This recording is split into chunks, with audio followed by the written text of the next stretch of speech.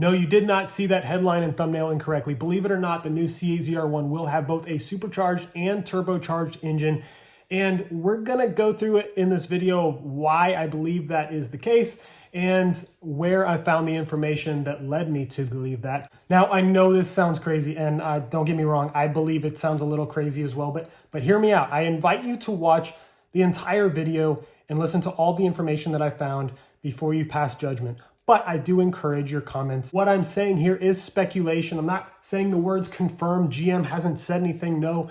But I've spent the last couple of days kind of going down a rabbit hole, and I think this might be a real thing. But first, let's actually break down the videos that we've seen released by Chevrolet. They released a video about a week ago about the new ZR1. It's just a teaser video. It's got some sounds, got some visuals. There's a lot of things that if you really wanted to slow it down and listen carefully, you could figure some things out. But I haven't seen anyone actually line up the audio between both the ZR1 teaser video and the Z06 teaser video from 2 years ago, and maybe even also the Stingray teaser video from 2019. And it's really interesting to see all three videos side by side, and it'll give you maybe a little bit better understanding of where we're going with this, why we actually don't think it's just going to be a Z06 with turbos slapped on.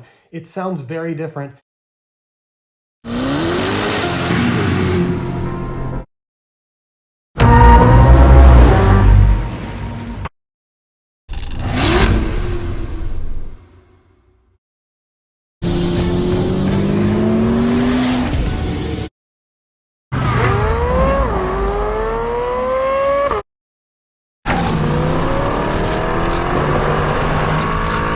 Now, when you listen to the three videos back to back, you can clearly see that the ZR1 actually sounds closer to the Stingray and the LT2 than it does to the Z06 and the LT6. And I believe the major reason for that is because of the flat plane crank engine.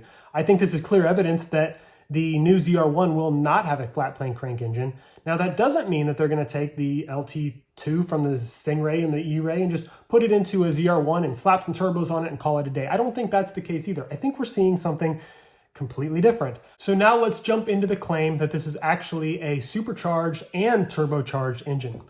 Now, that originally starts with a couple of months ago, there was a leak online of a part, and it was a part in the parts catalog of a turbo inlet adapter. So something very innocent. However, there was a lot of information you could gather from this snip that was found and posted online on many forums. So let's look at it. Now, you can see from this screenshot that was actually published on CorvetteBlogger.com that it lists in this catalog that the engine is an LT7 engine gas 8-cylinder 5.5 liter DI VVT AFM SC turbo DOHC. Now, there are a lot of abbreviations here, obviously, but the one that really trips me up is the one that says SC turbo. Now, initially, when that was reported, it was kind of just thrown out there as, well, sometimes in the parts catalogs, the RPO codes and yada yada, it says things like SC and turbo because, you know, GM doesn't specify what type of forced induction engine there is. It just kind of throws both of them on there. And at first, yeah, sure, that makes sense. However, upon review of some of the RPO code listings and some of the descriptions of many other supercharged and turbocharged engines in GM's catalog, this is actually not the case. You can see here that the LS9, which is the C6 ZR1, lists just SC, as well below the LSA, which is supercharged, also lists just SC. Turbocharged engines that are from other vehicles that are not related to the Corvette, it simply says turbocharged or twin turbo, something like that. There is nowhere else in GM's parts catalog where it lists an engine name, the descriptors of the engine, and, quote, SC turbo. So does that really tell me that this is going to be supercharged and turbocharged? Not necessarily, but it had me thinking. Now, what it had me really thinking about was that teaser video they released that says, quote, "The unthinkable is coming this summer." The GM marketing team, they're very clever with their words. They knew that people are going to pick this video apart and do all kinds of things. And that was, of course, a teaser of, hey, what does unthinkable mean? Everyone over here is trying to figure out what that means. Well, I think it actually does mean something that is interesting. There's something new happening with this car. It's not going to be just the fact that it's turbocharged. They've turbocharged other cars. It's not going to be the fact that it's supercharged. They've done that. It's not going to be a flat plane crank. They've done that. It's not going to be all-wheel drive. They've done that. It's not going to be anything that is just kind of normal within the Corvette world, the GM world, or something else. It's going to be something considerably different than they've ever done before. And that leads me to understand that there is something new, whether it be with the engine or the way it drives or something that is completely different that they've never done in any other Corvette. The next thing down the rabbit hole we're going to review is that there was then a claim, well, GM is just trolling us, because then a week later they released something else on the parts catalog that listed the LT7 engine as a 4.3 liter diesel V6. Well, at first maybe that was dismissed as GM kind of just throwing us off. I don't think that was the case, because if you do just a quick Google search, you can find out that there was an LT6 4.3 liter V6 diesel engine that was manufactured back in the 80s by GM that was put in Oldsmobile cars and possibly others as well. So that actually is an old engine. It actually, LT7 actually is a 4.3 liter diesel V6. That is not an obscure, misdirection by GM. That's just, looking up the RPO code for LT7 in the past history and seeing that there actually is another engine. You could even look up LT6 and see that that is actually a former V6 diesel engine as well. That doesn't mean that if you look up LT6 in today's world, it's going to be the same. So a quick recap on what we found. We found that no, GM does not use the term SC turbo interchangeably for both forced induction of turbo and supercharged in their parts catalog. They do call it either SC or supercharged for supercharged engines. They call it turbo, twin turbo, or something similar for turbocharged engines. We've also debunked that no, Chevy did not try to throw us off by putting in a diesel engine under the code LT7, because that actually is a real engine that's made in the past by GM. So that makes sense for LT7 to be looking like that in the parts catalog. But now, even with that information, we still haven't found any actual evidence leading us to believe that Chevy has concocted this bizarre supercharged and turbocharged engine, have we? Well, we have. Believe it or not, all you have to do is, again, do a little bit of a quick Google search for maybe, I don't know, something like GM turbocharged supercharged patent. And believe it or not, what do we see? We actually find articles that were written by publications that even write about Corvettes, even written about potentially this being something for the C8 Corvette. So what does GM do to give them the ability to put forced induction onto a very high compression engine like the 5.5 liter? They have to invent something new and patent it.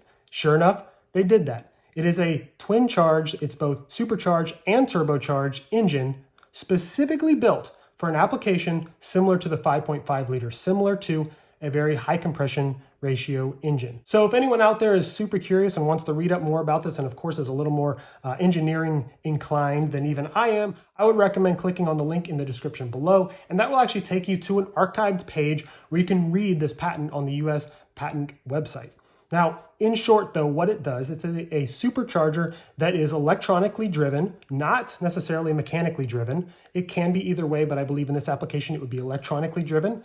And it is driven by a continuously variable transmission for the supercharger itself. That doesn't mean there's going to be a continuously variable transmission on the entire car. I think that transmission is going to be similar to what we've seen on the existing C8s. However, then, in addition to that small supercharger, it also has the application for a turbocharger. So what this will plan on doing is giving assistance in the low RPMs with the supercharger, and of course assistance in the high RPMs with the turbocharger. And what that is meant to do is to take an engine similar to the 5.5 and give it boost consistently throughout the range, both at a small lower end supercharger range and a high turbocharge range as well. Now, I don't know what kind of power that might create, but I could imagine that would definitely create quite a bit of power and safely allow us to actually have boost on this 5.5 liter high compression engine that, of course, other people are worried about couldn't have been done. So there you go, guys. That's my evidence of why I believe that this engine that they're going to put in the C8 ZR1 is actually a supercharged and turbocharged engine. So I'm going back to that snippet we found of the parts catalog from many months ago. Was that a planned leak by GM? Was it accidental? I don't really know, but I think SC turbo on that actually does mean something. It actually does mean supercharged and turbocharged. Now, if we line that up with the patent and some of the other things that we found along the way, I think this is actually what we're going to see in the ZR1. And if you really think about it, if they were going to come out with a supercharged, turbocharged engine with electronically CVT-driven supercharger, that's bizarre. That is unthinkable. So I kind of think that's what they're doing. Now, what I couldn't really find is any information about whether they're going to apply a battery hybrid system for the front wheels or all-wheel drive or anything like that similar to the E-Ray. I think they could. I think if you read further down into the patent documentation, it does talk about an Atkinson-style hybrid system. However, this patent is not specifically talking about the application of something like a Corvette. It's very vague. Even the descriptions of the photos that they put into the patent are not necessarily of a V8 engine similar to the Z06 or the 5.5 liter. So this could not have anything to do with what we're talking about. However, of course, we wouldn't even be talking about this being applied to the Corvette had it not been for that snip where we saw SC Turbo listed there. So I think that was real. I think that parts catalog snip that showed SC Turbo next to the 5.5 liter was real. It didn't say whether it was flat plane crank or cross plane crank. I think it will be cross plane based on the video that we heard the audio from, and also the ability to allow the compression and the forced induction a little bit easier. But this is super cool. This is definitely falls into the world of what I would call unthinkable. And I really hope it's the case. Now, again, I'm not using the words confirmed. I'm not saying this is definitely the case. I might be completely wrong, and I might have spent hours and hours this weekend going down a rabbit hole for absolutely nothing than my own entertainment. But I would love to hear your comments below. Even if your comments are extremely horrible and tell me I'm a horrible person and this is the dumbest thing you've ever heard, I want you to make those comments. If you think this actually might be a real thing, also make those comments. Either way, I think it'd be cool. Like, share this video with people that you think might find interest in it and might be interested in what kind of engine is going to go into the ZR1. I think we might be onto something. Now, if I'm completely wrong, I think the other alternative is probably a twin turbocharged 6.6 liter. I don't think they're going to put a 6.2 in it, and I don't think they're going to put the flat plane crank version of the 5.5 in it. I think those two things have been completely eliminated from existence of possibilities in this car. So if you think they're just going to take the Z06, slap a couple turbos and done, that's not what they're doing. That's very evident just at the beginning of this video. Listen to the audio back to back. That's clearly not what they're doing. But I think it's clear that this is going to be a very special engine, possibly high maintenance and hard to engineer engine. I would love to watch the video from Engineering Explained in about 6 months when he goes through this, because it's going to be wild. But anyway, guys, I appreciate you kind of going down the rabbit hole with me on this one and listening to my crazy rant. And maybe I'm right, maybe I'm wrong, and I don't really care either way. But I think it would be cool if this is what was actually going to be released. So we'll see this summer, and then we'll probably see them on the street in about a year. And I'm hoping to get one. I do have a spot at a dealer, same dealer that I got a Stingray and a Z06 from. And we'll see. I'm interested to see actually what the car is going to bring, how much the MSRP is going to be. And of course, we got to love those dealer markups we know we're going to see as well. Anyway, guys, I appreciate it. Share this video, like, subscribe, do all that fun stuff. But until next time, adios.